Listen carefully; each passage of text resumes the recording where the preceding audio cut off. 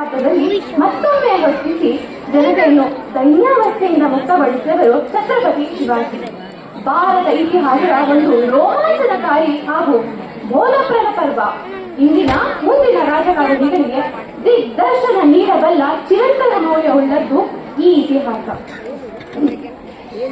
ಅದು ಸ್ವರಾಜ್ಯ ನಿರ್ಮಾಣದಲ್ಲಿ ಅನೇಕ ಬ್ರಾಹ್ಮಣರ ಮಾರ್ಗದರ್ಶನ, ತ್ಯಾಗ, ಶೌರ್ಯವನ್ನು ಬೆಳಗಿಸುತ್ತದೆ. ಅಂತಹ ವೀರ ವಿಪ್ರರ ಸರಣಿಯಲ್ಲಿ ಸೇರುವ ಮಹಾ ವ್ಯಕ್ತಿತ್ವ ಬಾಜಿ ಪ್ರಭು ದೇಶಪಾಂಡೆ ಅವರದ್ದು. ಈ ವೀರ ವಿಪ್ರನ ತ್ಯಾಗ, ಶೌರ್ಯ, ಬುದ್ಧಿ ಕೌಶಲಗಳನ್ನಾಧರಿಸಿ ರಚಿಸಿರುವ ರೂಪಕವೇ ಪಾವನಖಿಂಡಿ.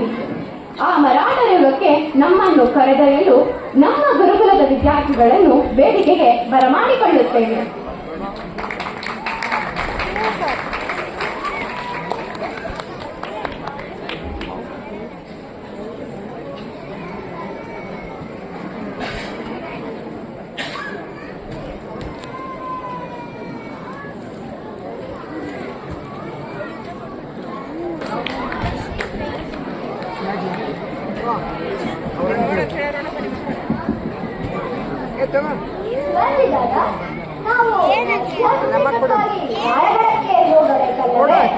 ಹೌದು ಸಾಂಬಾಜಿ, ಹೌದು. ಅದೆಷ್ಟು ಬಾರಿ ಅದನ್ನೇ ಕೇಳುತ್ತಿದ್ದೀಯಾ? ಹಾಗಲ್ಲ ದಾದಾ, ಇದು ರಾಯಗಢ ಮಾರ್ಗದಂತೆ ಕಾಣುತ್ತಿಲ್ಲ, ಅದಕ್ಕೆ ಕೇಳಿದೆ ಅಷ್ಟೇ. ಹೌದು, ರಾಯಗಢದ ಮಾರ್ಗವಲ್ಲ. ನಾವು ತೀರ್ಥಕ್ಷೇತ್ರಕ್ಕೆ ಮೊದಲು ಹೋಗಬೇಕು. ಇದು ಅದರ ಮಾರ್ಗ. ತೀರ್ಥಕ್ಷೇತ್ರವೇ? ಅದಾವುದು ದಾದಾ? ರಾಜಾಪುರದ ಕೊಂಡಾರಣ್ಯದ ನಡುವಿನ ದೀರ್ಘಪೋಣದ ಸಣ್ಣ ಖಿಂಡಿ, ಪಾವನ ಖಿಂಡಿ. ಪಾವನ ಕ್ಷೇತ್ರವೇ? ಪಾವನವಲ್ಲ, ಪರಮ ಪಾವನ ಕ್ಷೇತ್ರ. ಆ ದುರುಳ ದುಷ್ಟ ಮಹಾಮತ ಸಿದ್ಧಿಜೋಹಾರನನ್ನು ನಡುಗಿಸಿದ ಭೀಕರವಾದ ಅವನ ಸೇನೆಯನ್ನು ಏಕಾಂಗಿಯಾಗಿ ಭೇದಿಸಿ ಭಾರ್ಗವಂತೆ ಗುಡುಗಿದ ಬ್ರಾಹ್ಮಣ ಭೀಮ ಪರಾಕ್ರಮಿ ನನ್ನ ಬಾಜಿ ಪ್ರಭುವಿನ ತ್ಯಾಗಕ್ಕೆ ಪ್ರತೀಕವಾಗಿರುವ ಆ ಭೂಮಿ ಪರಮ ಪಾವನವಲ್ಲವೇ? ದಾದಾ, ಬಾಜಿ ಪ್ರಭುವರೇ? ಹೌದು, ನನ್ನ ಬಾಜಿ ಪ್ರಭು ದೇಶಪಾಂಡೆ. ಅವರ ತ್ಯಾಗ, ಶೌರ್ಯ, ಪರಾಕ್ರಮಗಳ ಕುರಿತಾಗಿ ನಿನಗೆ ಅರಿವಿಲ್ಲ. ಅರಿವಿದ್ದರೆ ಆ ಹಿಂದಿಯ ಪವಿತ್ರತೆಯ ಬಗ್ಗೆ ಪ್ರಶ್ನೆಯಾದರೂ ಹೇಗೆ ಬಂದಿತ್ತು? ಇರಲಿ, ತಪ್ಪು ನಿನ್ನದಲ್ಲ. ಇನ್ನು ನಿನಗೆ ಆ ವೀರ ಬ್ರಾಹ್ಮಣನ ಚರಿತ್ರೆಯನ್ನು ಬಿಟ್ಟಿರುತ್ತದೆ ನಮ್ಮ ಕಾರ್ಯಭಾರದಲ್ಲೇ ಮುಳುಗಿ ಹೆಸರಿಗಷ್ಟೇ ಪಾಲಕರಾಗಿರುವ ನಮ್ಮದು. ಸಾಂಬ ತಿಳಿ, ಒಬ್ಬ ಪಾಲಕ. ಪೋಷಕ ಎಂದರೆ ಕೇವಲ ಹಸಿವನ್ನು ನೀಗಿಸುವವನು ಅಥವಾ ಉಡಲು ಹೊದೆಯಲು ಬಟ್ಟೆಯನ್ನು ನೀಡುವವನಲ್ಲ. ತನ್ನ ಮಕ್ಕಳಿಗೆ ಉಚಿತವಾದ ಸಂಸ್ಕಾರಗಳನ್ನು, ಶಿಕ್ಷಣೆಯನ್ನು ಕಾಲ ಕಾಲಕ್ಕೆ ನೀಡುವವನೇ ಯೋಗ್ಯ ಪಾಲಕನಾಗಬಲ್ಲ. ಸರ್ವತೋಮುಖವಾಗಿ ತನ್ನ ಮಕ್ಕಳನ್ನು ಸಿದ್ಧಪಡಿಸಿ ಸಮಾಜಕ್ಕೆ ಧಾರೆ ಎಳೆಯುವುದಲ್ಲದೆ ಪ್ರತಿಯೊಬ್ಬ ಪಾಲಕನ ಕರ್ತವ್ಯ. ಹಾಗಾಗಿ ನಿನಗೆ ಬಾಜಿಯನ್ನು ಪರಿಚಯಿಸದೇ ಇರುವುದು ಪಾಲಕನಾದ ನಿನ್ನ ಕರ್ತವ್ಯ. ಇರಲಿ, ಮರಗುವುದು ವೀರೋಚಿತವಲ್ಲ. ಕಾಲ ಈಗಾಗಲೇ ನಿಂತಿಲ್ಲ. ಸ್ವರಾಜ್ಯ ಪ್ರೇಮಿಗಳೆಲ್ಲರ ಮನದಲ್ಲಿ ಅಚ್ಚಳಿಯದೆ ಉಳಿಯುವಂತೆ ತಿಳಿ ಹೇಳುವ ವ್ಯವಸ್ಥೆ ಮಾಡೋಣ. ಸೇನಾಪತಿಗಳೇ, ನನ್ನ ಬಾಜಿಯ ನೆನಪಿದೆಯೇ? ಜೀವರಾಜ್ ಅವರ ಹೆಸರು ಕೇಳುತ್ತಿದ್ದಂತೆ ನನ್ನ ರೋಮಗಳಲ್ಲಿ ಚೈತನ್ಯ ಹಾಕುತ್ತಿದೆ. ಆ ವೀರ ವಿಪ್ರನ ತ್ಯಾಗವನ್ನು ಮರೆತವರಿಗೆ ಈ ದೇಶದಲ್ಲಿ ಬಾಳುವ ಹಕ್ಕುಂಟೆ ಪ್ರಭೋ. ಹಾಗಾದರೆ ಅವನ ಚರಿತ್ರೆಯನ್ನು ವಿವರಿಸುವಿರಾ? ನನ್ನ ಸೌಭಾಗ್ಯ ಪ್ರಭೋ. ಸಾಂಬ, ಇವರು ಸೇನಾಪತಿಗಳಷ್ಟೇ ಅಲ್ಲ, ಹೊಸ ಕವಿಗಳು ಹೌದು. ಇವರ ರಸಪಂಚದಿಂದ ನಿನ್ನ ಮನದಲ್ಲಿ ಬಾಜಿಯ ತೇಜೋರಾಶಿ ಚಿತ್ರಿತವಾಗುತ್ತದೆ. ನಮ್ಮನ್ನ ಬಿಟ್ಟು ಕೇಳು. ಸೇನಾಪತಿಗಳೇ, ನಮ್ಮನ್ನು ಪನ್ನಾಳಕ್ಕೆ ಕರೆದೊಯ್ಯಿರಿ. ಚಿತ್ತ ಪ್ರಭು, ಮಹಾರಾಜರಿದ್ದ ಪನ್ನಾಳಗಳನ್ನು ಸಿದ್ಧಿ ಜವಾಹರ್ ಹಾಗೂ ಶಾಹಿಸ್ತೆ ಖಾನನ ಸೈನ್ಯ ಮುತ್ತಿಗೆ ಹಾಕಿತ್ತು. ಆಗ ಅಲ್ಲಿ ಪಂತರು, ದಾದಾಜಿ, ಪ್ರಕಾಶಾಸ್ತ್ರಿ ಹಾಗೂ ಬಾಜಿ ಪ್ರಭು ದೇಶಪಾಂಡವರ ಸಭೆ ನೆರೆದಿತ್ತು. ಆಗ ಅಲ್ಲಿ ಮಹಾರಾಜರು ವಿರಾಜಮಾನರಾಗಿದ್ದರು. ಆಗ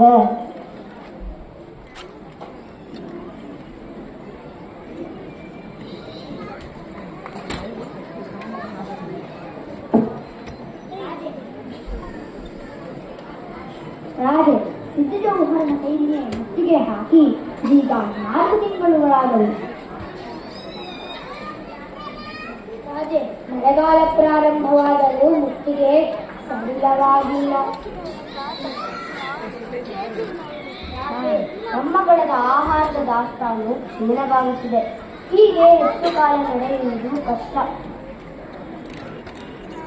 ಬಾಜಿ ಪ್ರಭು, ನಾವು ಇಂದು ಮುಂಜಾನೆ ವಿಲಕ್ಷಣವಾದ ಸ್ವಪ್ನವನ್ನು ಕಂಡೆವು. ತಾಯಿ ತುಳಜಾ ಭವಾನಿಗೆ ನಾವು ಪದೇ ಪದೇ ವಂದಿಸುತ್ತಿದ್ದೇವೆ. ನಗುಮೊಗದ ತಾಯಿಯ ಕೃಪಾಮಯವಾದ ದೃಷ್ಟಿ ಕಂಡೆ. ಇದರ ಸೂಚನೆಯಂತೆ ಇನ್ನು ಆಕೆಯ ರಕ್ಷೆ ನಮಗಿದೆ. ನಾವು ಇಲ್ಲಿಂದ ತಪ್ಪಿಸಿಕೊಂಡು ಹೋಗಲೇಬೇಕು. ಮಳೆಗಾಲ ಒಮ್ಮೆ ಕಳೆದರೆ ಜೌಹರಣ ಸಹಾರ ಪ್ರಬಲವಾದೀತು. ಅತ್ತ ಸಾಹಿತ್ಯಕಾರನ ದಾಳಿಗೆ ಕಡಿವಾಣ ಹಾಕಲೇಬೇಕು.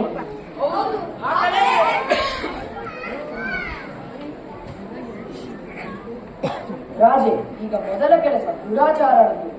ಆ ಬಿಗಿ ಮುತ್ತಿಗೆಯ ನಡುವೆಯೂ ಸರ್ಪದ ಬಳಸಿನಲ್ಲಿ ಮುಸುಳಿಕೊಂಡು ಹೋಗುವ ಬಿರುಕನ್ನು ಹುಡುಕಲೇಬೇಕು.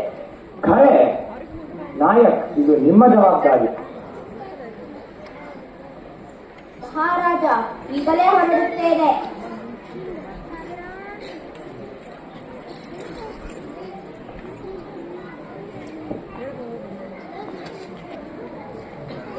ಜೈ ಭವಾನಿ, ಮಹಾರಾಜ ಕಿ ಜೈ.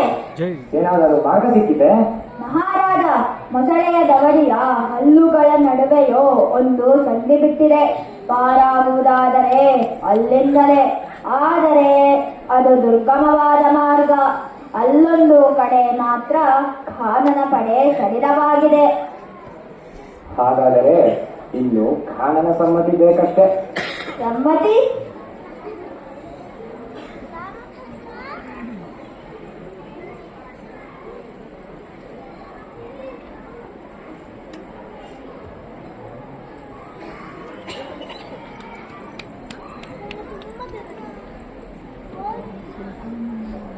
ಪಂತರೆ, ಇನ್ನು ನಿಮ್ಮ ಕಾರ್ಯವಷ್ಟೇ.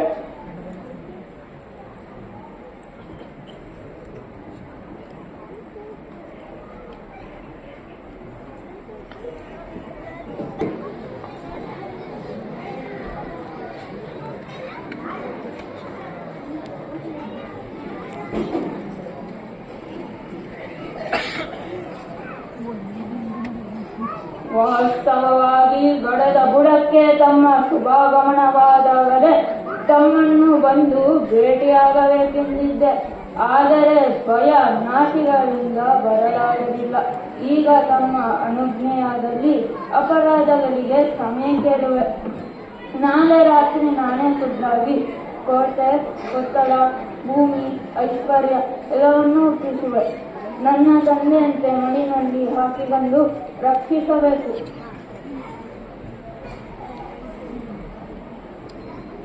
ಬರಲಿ ಬರಲಿ, ನೀವು ಇನ್ನು ಹೊರಡಬಹುದು. ಷರತ್ತಿಲ್ಲದೆ ಶರಣಾಗತಿ. ಆಶ್ಚರ್ಯ ಆಶ್ಚರ್ಯ. ಶಿವಾಜಿ ಮಹಾ ಪಾತಾಳ ಎಂಬುದು ಇದು ಯಾವ ಕುತಂತ್ರವೋ? ನಾವು ಜಾಗರೂಕರಾಗಿರಬೇಕು. ಅವನು ನನ್ನ ಛಾವಣಿಯಲ್ಲಿ ಬಂದು ಮಾತನಾಡುವಷ್ಟು ಶುದ್ಧ ಮೂರ್ಖನಲ್ಲ. ಶಿವಾಜಿ ನಾಳೆ ರಾತ್ರಿ ಬಾರದಿದ್ದರೆ ಹಿಂದೆಲ್ಲ ನಾಳೆ ಅವನು ಶರಣಾಗಲೇಬೇಕು. ನಮ್ಮಂಥ ಶೂರ ಚತುರ ಸೇನಾಧಿಪತಿಯ ಮುಂದೆ ಇನ್ನವನ ಆಟ ನಡೆಯೋದು.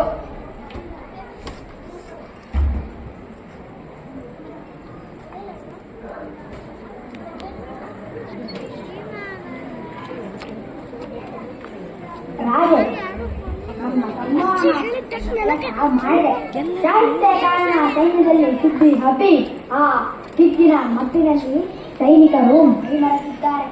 ಇನ್ನು ನಿಮ್ಮ ಯೋಜನೆಯಂತೆ ದಾಟುವುದಷ್ಟೇ. ಬಾರಿ ಹೇಳಿದಂತೆ 2 ಪಲ್ಲಕ್ಕಿಗಳು ಸಿದ್ಧವಾಗಿವೆ. ರಾಜೆ, ನಾವು ಸಿದ್ಧ. ಹಾಗೆ ಇಂತಹ ಸೂಕ್ಷ್ಮ ಪ್ರಸಂಗದಲ್ಲಿ ಈ ರವಿತ್ರರಾದ ನೀವೇ ನಮ್ಮ ಮಾರ್ಗದರ್ಶಕರಾಗಬೇಕು. ಹಿರಿತನದ ಹೊಣೆಯನ್ನು ನೀವಲ್ಲದೆ ಮತ್ತಾರು ಹೊರಬಂದರು? ರಾಜು ಚಿಂತೆ ಬೇಡ. ನಿನ್ನನ್ನು ಸುರಕ್ಷಿತವಾಗಿ ವಿಶಾಲಗಡಕ್ಕೆ ತಲುಪಿಸುವ ಹೊಣೆ ನಮ್ಮದು.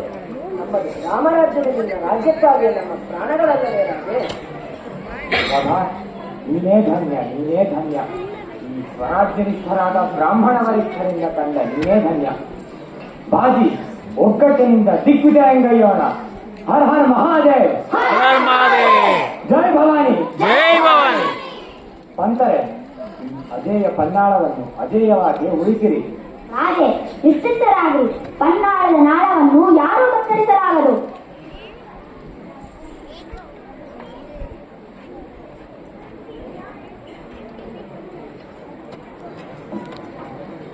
ನಮ್ಮ ರಾಜನನ್ನು ಸುಖವಾಗಿ ಪಾರು ಮಾಡು. ಆಕಾಶವೇ ನಿಷ್ಠಬೇಡ, ಭೂಮಿಯೇ ಕುಸಿಯಬೇಡ, ಮಳೆಯ ಗರಿಯಬೇಡ. ಜಗದಂಬ ಜಗದಂಬ ರಕ್ಷಿಸು.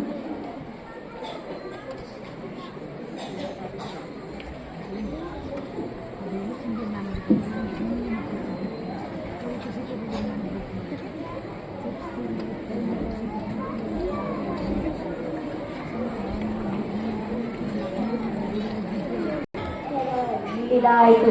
ಇದೇ ಬಳಿಕ ತೀವ್ರವಾಯಿತು. ಆ ಕಲ್ಲು ಮುಳ್ಳುಗಳಲ್ಲಿ, ಆ ಮುತ್ತಿಗೆಯ ಬಿಸಿಯಲ್ಲಿ, ಬಾಜಿ ಪ್ರಭುವಿನ ನೇತೃತ್ವದಲ್ಲಿ ಅವನ ಮಾವಳಿಗರು ಶಿವಾಜಿಯನ್ನು ಹೊತ್ತು ಆ ಮುತ್ತಿಗೆಯನ್ನು ಅಲ್ಲ ಆ ಮೃತ್ಯು ರೇಖೆಯನ್ನು ಮೀರಿ ಹೊರಟೆವು. ಸತ್ಯ ಕಂಟಕ ಕಳೆಯಿತೆಂದು ನಾವೆಲ್ಲರೂ ನಿಟ್ಟುಸಿರುವುದರೊಳಗೆ ಏನಾಯಿತು? ಪೊದೆಗಳಲ್ಲಿ ಸಪ್ಪಳ ಯಾರದು? ಪ್ರಾಣಿಗಳೇ ಪ್ರಾಣಿಗಳೇ ಇರಲಿ ಎಂದು ಎಲ್ಲರ ಬಯಕೆಯಾಗಿತ್ತು. ಆದರೆ ಏನಾಯಿತು? ಅನರ್ಥಬೇಕಾಗಿತ್ತು. ಜೌಹರ್ನ ಗೂಢಾಚಾರರು ಸುತ್ತಲೂ ಸುಳಿಯುತ್ತಿರುವ ಸದ್ದಾಯಿತು. ಅವರನ್ನು ಕಂಡು ಭೀಷಣವಾದ ಸಿಡಿಲೊಂದು ಮಾವಡಿಗಳ ಹೃದಯಕ್ಕೆ ತಟ್ಟಿತ್ತು. ಯೋಚಿಸಲು ಸಮಯವಿರಲಿಲ್ಲ. ಯೋಜನೆಗಳೆಲ್ಲ ಮೊದಲೇ ಮುಗಿದಿತ್ತು. ಇನ್ನು ಮಹಾರಾಜನ ಪ್ರಾಣಗಳು ತಮ್ಮ ಕಾಲುಗಳಲ್ಲೇ ಇದೆ ಎಂದು ಅರಿತ ಮಾವಡಿಗಳು ವೇಗವಾಗಿ ಧಾವಿಸತೊಡಗಿದರು. ಅಷ್ಟರಲ್ಲೇ ಬಂದ ಶುನಕ ಸೂದ ಮಸೂದ. ಖಬರ್ದಾರ್, ನಿಲ್ಲಿ! ಪಲ್ಲಕ್ಕಿಯಲ್ಲಿ ಏನು? ಶಿವಾಜಿ ಮಹಾರಾಜರು. ಯಾರೆಂದಾಗದ ಕೆಲಸ ನಾನು ಮಾಡಿದೆ.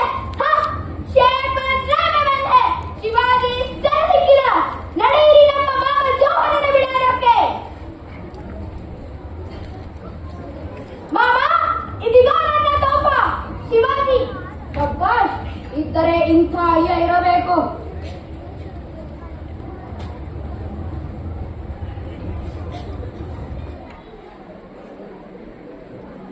ಶಿವಾಜಿ ಹೀಗಿರುತ್ತಾನೆ. ಮುಖದಲ್ಲಿ ಓಜಸ್ಸಿಲ್ಲ, ಭಯವಿದೆ. ಬಾಹುಬಲೇನೋ ಬಲಿಷ್ಠವಾಗಿದೆ, ಆದರೆ ಕಸರತ್ತು ಕಾಣುತ್ತಿಲ್ಲ. ಸೊಂಕದಲ್ಲಿ ಚೂರಿಯೇನೋ ಇದೆ, ಆದರೆ ವೀರೋಚಿತವೆನಿಸುತ್ತಿಲ್ಲ. ವಿಚಾರಿಸೋಣ. ನಿನ್ನ ಹೆಸರು? ಶಿವಾಜಿ. ಯಾವ ಊರು? ಪನ್ನಾಳಗಡ. ಏನೋ ಬದ್ಮಾಶ್, ಪತ್ರದಲ್ಲಿ ಶರಣಾಗತಿ ಕೋರಿ ನನ್ನ ಮುತ್ತಿಗೆಯನ್ನು ಕೊರೆಯಲು ಬಂದಿರುವೆಯಾ? ಇಲ್ಲ. ಮತ್ತೇಕೆ ಬಂದಿರುವೆ? ಸಾರಾಯಿ ಸವಿಯಲು ಅಡ್ಡವಾದ ನಿಮ್ಮ ಮೀಸೆಗಳನ್ನು ತೆರೆಯಲು ಬಂದಿರುವೆ. अल्ला, ये तो नाम के वास्ते शिवाजी है, नाम से ही शिवाजी है, पर काम से तो हजाम है. उसको निजाम मानकर हजाम को पकड़ा है मसूद. या अल्लाह, ಹಲೇಬಾಜಿ ಮೆಚ್ಚಲೇಬೇಕು. ಅವನ ಬುದ್ಧಿ ಕೌಶಲವನ್ನು. 2 ಪಲ್ಲಕ್ಕಿಯ ಆಟದಿಂದ ಬಾಜಿ ಸಾಕಷ್ಟು ಸಮಯವನ್ನು ಸಂಪಾದಿಸಿಕೊಂಡ. ಜೌಹರನಿಗಂತೂ ಸಾವಿರ ಚೇಡು ಕುಡಿದಂತಾಯಿತು. ಇನ್ನು ಎಚ್ಚೆತ್ತು ತನ್ನ ಸೈನ್ಯವನ್ನು ಮಹಾರಾಜರ ಪ್ರಾಣಗಳನ್ನು ಸೆರೆ ಹಿಡಿಯಲು ಕಳುಹಿಸಿದ. ಅತ್ತ ಮಹಾರಾಜರಿದ್ದ ತುಕುಳಿಗೆ ಸಾವಿನ ಇಕ್ಕಳದಲ್ಲಿ ದುಃಖ ಪರಿಸ್ಥಿತಿ. ತರಲಿ ಅತ್ತ ಹುಲಿ ಎಂಬಂತೆ ಒಂದು ಕಡೆ ಚೌಹರ್ನ ಸೈನ್ಯ, ಇನ್ನೊಂದೆಡೆ ದೇಶದ್ರೋಹಿಗಳಾದ ಸೂರ್ಯರಾವ್ ಜಸ್ವಂತರಾವ್ ಸೈನ್ಯ. ಬಾಜಿ ಪ್ರಭುವಿಗೆ ಪರಿಸ್ಥಿತಿಯ ಭೀಷಣತೆ ಅರಿವಾಯಿತು.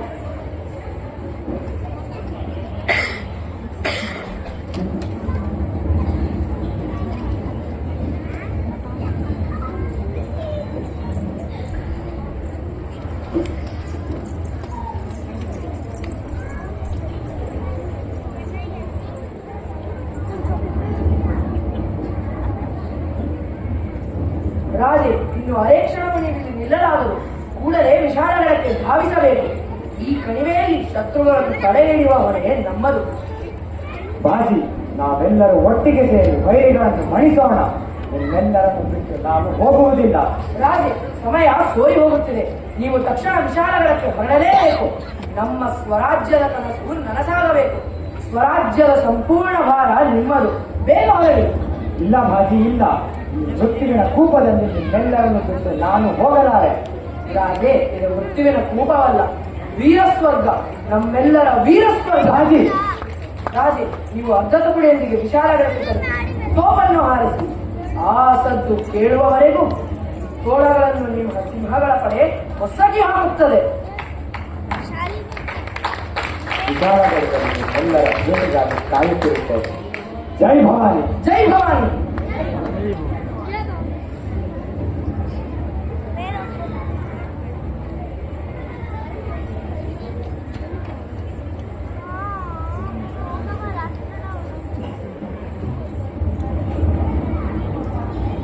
ವೀರರೇ, ಈ ಯುದ್ಧ ನಮ್ಮ ಸ್ವಾತಂತ್ರ್ಯಕ್ಕಾಗಿ, ನಮ್ಮ ಧರ್ಮಕ್ಕಾಗಿ, ನಮ್ಮ ಭವಾನಿ ಸಾಮ್ರಾಜ್ಯಕ್ಕಾಗಿ. ಈಗಷ್ಟೇ ಸ್ವಾತಂತ್ರ್ಯದ ಸೂರ್ಯ ಉದಯಿಸುತ್ತಿದ್ದಾನೆ. ಅವನಿಗೆ ಗ್ರಹಣ ಹಿಡಿಯಬಾರದು. ಅದಕ್ಕಾಗಿ ಈ ಯುದ್ಧ, ಜೈ ಭವಾನಿ, ಅದಕ್ಕಾಗಿ ಈ ಸಂಗ್ರಾಮ, ಅದಕ್ಕಾಗಿ ಈ ರಣಘೋಷ. ಈ ಯುದ್ಧ ನಮ್ಮ ದಣಿವಿನ ವಿರುದ್ಧ, ಈ ಯುದ್ಧ ಖಾನನ ಕನಸಿನ ವಿರುದ್ಧ, ಜೈ ಭವಾನಿ, ಈ ಯುದ್ಧ ನಮ್ಮ ಭಯಗಳ ವಿರುದ್ಧ.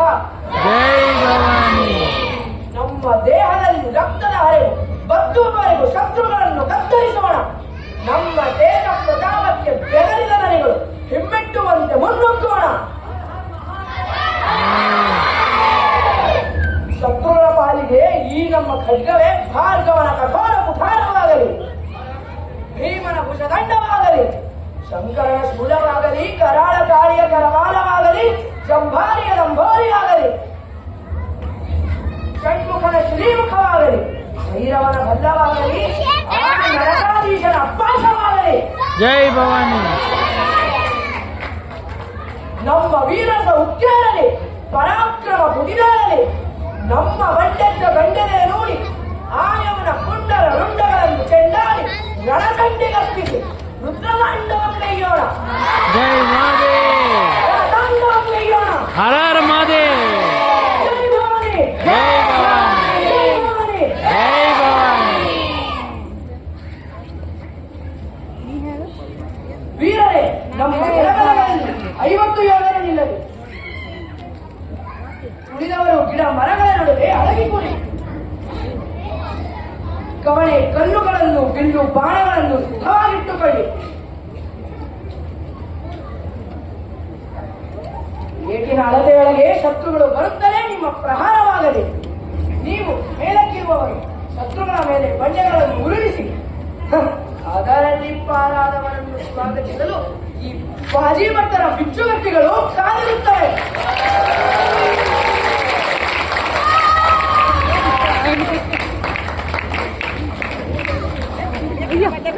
ಹಾಜಿ ಪ್ರಭು ಸಾಕ್ಷಾತ್ ಕಾಲುಗರನಂತೆ ಕಾಣುತ್ತಿದ್ದ. ಬಾಗಿಯ ಕಡೆಗಳಿಂದ ಪಾರಾಗಿ ಅದುವರೆಗೂ ಒಬ್ಬ ಬಧಾಣನು ತಿಂಡಿಯಿಂದ ಮೇಲೆ ಬರಲು ಸಾಧ್ಯವಾಗಲಿಲ್ಲ. ಸುದ್ದಿಯ ಮೇಲಿನಿಂದ ಭಾಗ್ಯ ಗೌರ್ಯ ವೇಗಕ್ಕೂ ಆಕಾಶದಲ್ಲಿ ಧಗಿಸುತ್ತಿದ್ದ ಸೂರ್ಯನು ಸ್ಪರ್ಧೆ ನಡೆಸಿತ್ತು. ಕೊನೆಗೆ ಸೋತಿದ್ದು ಸೂರ್ಯನೇ.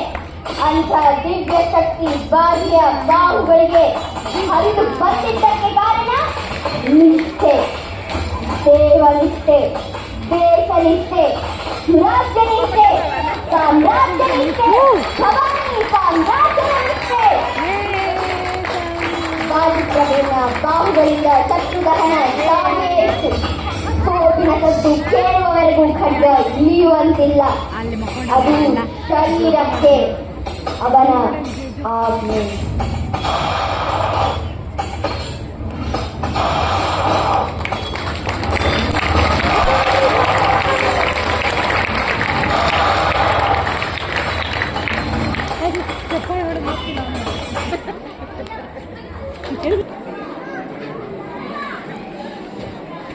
ಮುಂದೆ ಮಾತಿಲ್ಲ. ಎಳೆಯ ರೇಂಖನ ಮೇಲೆ ಅದನ್ನು ಎಂದಿಗೂ ಮರೆಯಲಾರರು. ಅವನ ಜೀವನ ಮಹೀರ್ಹದ ಸಾರ್ಥಕತೆಯನ್ನಿತ್ತು ಆ ಅರುಳು ಕುಸುಮದ ಮಗ. ಆ ಹಿಂದಿನ ಭಾವವನ್ನು ನಮ್ಮ ಊಹೆಗೆ ಇಟ್ಟಿದ್ದಾನೆ.